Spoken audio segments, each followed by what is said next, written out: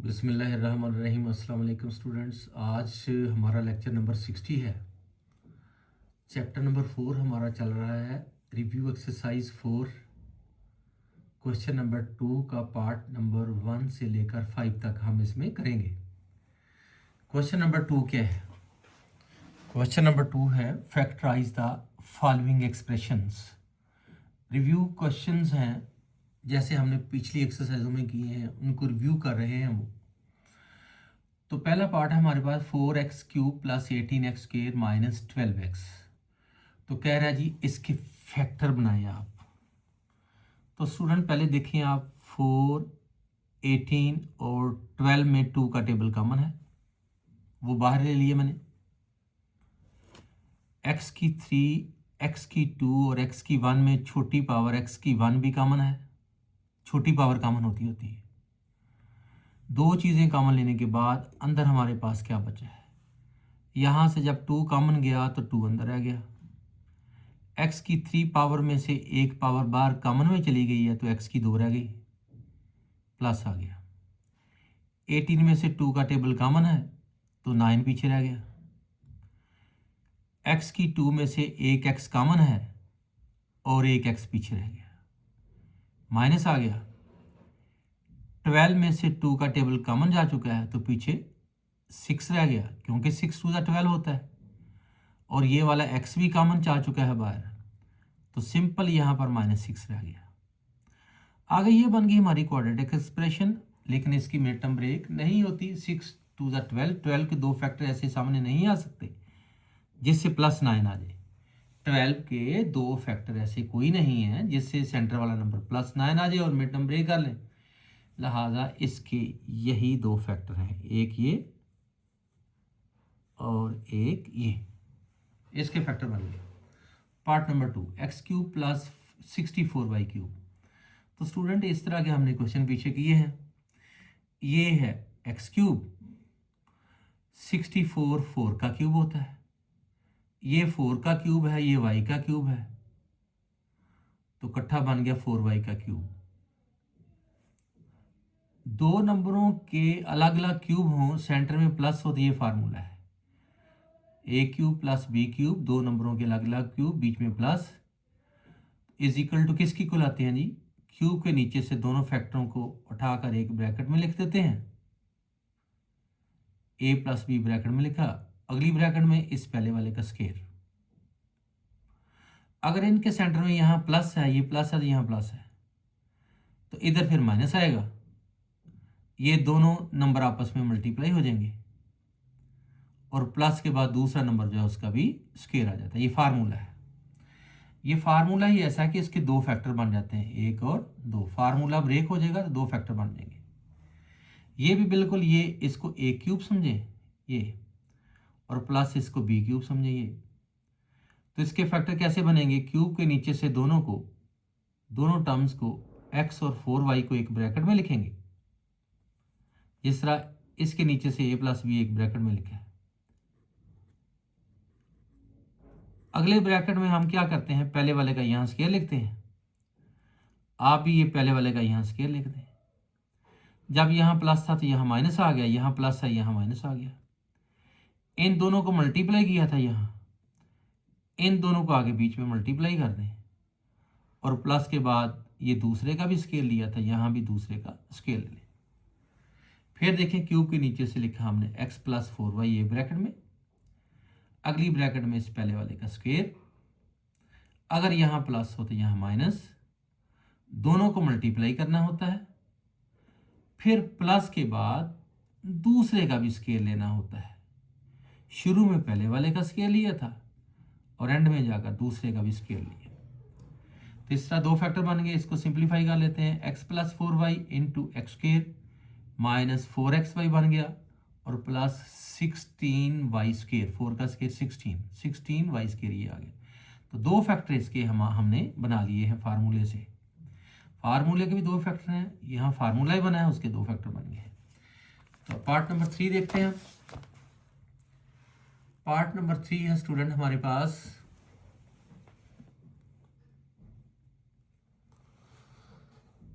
वो है जी X cube Y cube minus 8, तो X cube Y cube student इकट्ठा बन जाएगा एक्स वाई का क्यूब, और 8 जो होता है ये 2 का क्यूब होता है, क्योंकि 8 के 3 फैक्टर बनते हैं 2 2 2, तो 8 2 का क्यूब बन जाता है। तो फार्मूला बन गया ये वाला, A cube minus B cube is equal to, cube के नीचे से दोनों टर्म्स को उठा के ब्रैकेट में लिखा ए माइनस बी, अगली ब्रैकेट में पहले वाले का स्केल लिया, इधर माइनस है तो उधर प्लस, जब इधर प्लस था तो इधर माइनस आया था, अब माइनस से इधर प्लस आएगा, दोनों को मल्टीप्लाई करेंगे और प्लस के बाद दूसरे का भी स्केल लेंगे। अब इस पे फार्मूला अप्लाई करें, क्यूब के नीचे से इसको और इसको एक ब्रैकेट में लिख लिया है, अगली ब्रैकेट में पहले वाले का स्केल लिया, बीच में इधर माइनस था तो यहाँ प्लस आया, इसको और इसको मल्टीप्लाई करके लिख दिया है,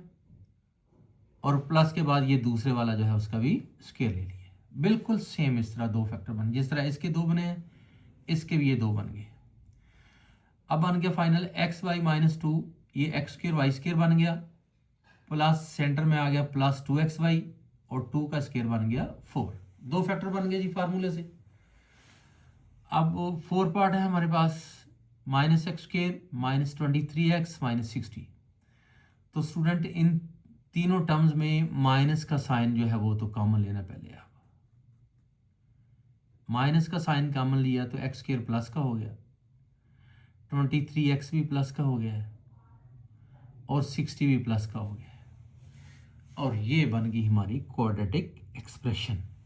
3 टर्म है इसकी कांस्टेंट, x की पावर 1, x की पावर 2, तो 3 टर्म है, क्वाड्रेटिक मैक्सिमम पावर 2 है, तो ये हमारी क्वाड्रेटिक एक्सप्रेशन है। इसकी मिड टर्म को हम ब्रेक करने की कोशिश करेंगे। मिड टर्म है प्लस 23x, मिड टर्म है हमारी प्लस 23x, इसको ब्रेक करने की कोशिश करेंगे।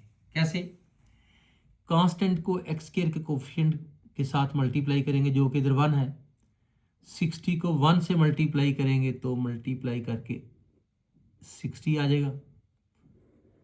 अब 60 के दो फैक्टर आपने सामने लाने हैं जिनका सम या डिफरेंस 23 आ जाए, तो वो दो फैक्टर हैं 3 20 60।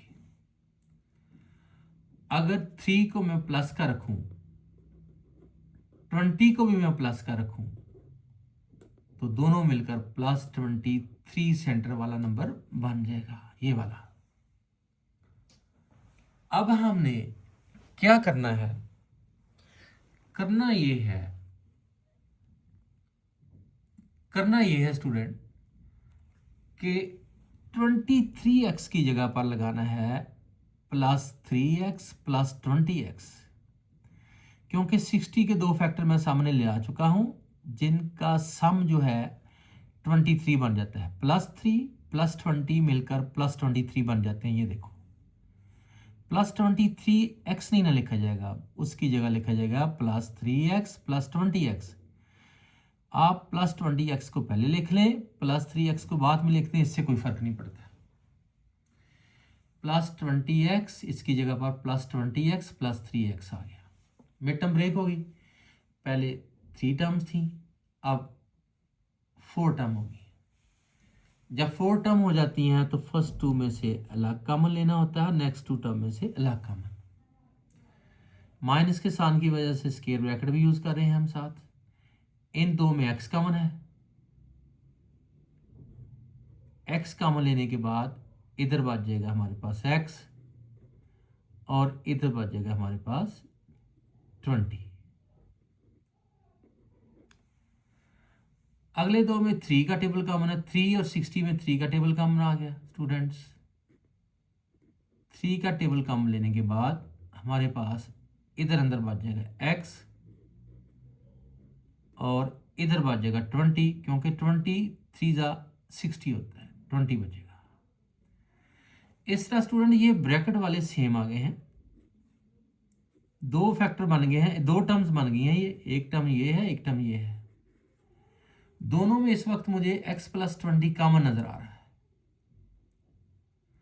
x प्लस 20 कॉमन ले लिया, ये देखें x प्लस 20 कॉमन, तो अगले ब्रैकेट में हमारे पास बचा है x प्लस 3 अगले ब्रैकेट में, और बाहर माइनस का साइन ये वाला। इस तरह इसके ये दो फैक्टर बन गए हैं। Part number 5 already quadratic expression है, इसकी मिड टर्म ब्रेक करनी है। 3 कांस्टेंट को एक्स स्क्वायर के कोफिशिएंट के साथ पहले मल्टीप्लाई करना है। 3 को 2 से मल्टीप्लाई करते हैं, ये वाला देखते हैं क्या आता है, 6 आया जी। इस 6 के आपने दो फैक्टर बनाने हैं जिनका सम या डिफरेंस सेंटर वाला बन जाए +7। तो ये है जी दो फैक्टर, 6 1 जा 6। अगर 6 को प्लस का रखूं, 1 को भी प्लस का रखूं, तो दोनों मिलकर +7 बन जाते हैं। अब सेंटर में +7x नहीं ना लिखेंगे, +7x की जगह पर लिखेंगे +6x + 1x। ये देखो मिड टर्म ब्रेक हो गई, 4 टर्म बन गई।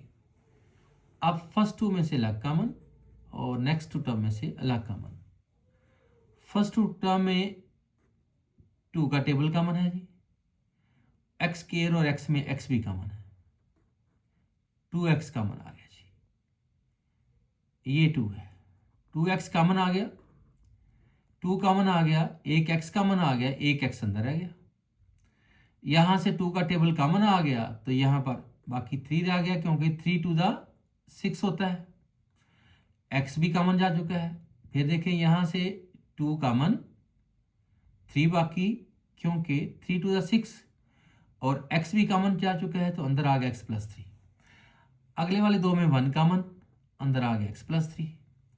2 टर्म बन गई ये और ये, इन दोनों में x + 3 कॉमन आ गया, x + 3 कॉमन ले लिया मैंने बाहर, तो अंदर आ गया 2x + 1। इस तरह इसके भी दो फैक्टर बन गए हैं। तो स्टूडेंट्स यहाँ तक ये हमारा लेक्चर था। आपसे रिक्वेस्ट है कि मेरे चैनल को सब्सक्राइब करें, लाइक और शेयर करें, और बेल आइकन को भी प्रेस कर दें ताकि आने वाली तमाम नई वीडियोस आप तक पहुँच सकें और आप उनसे मुस्तफ़ीद हो सकें। शुक्रिया।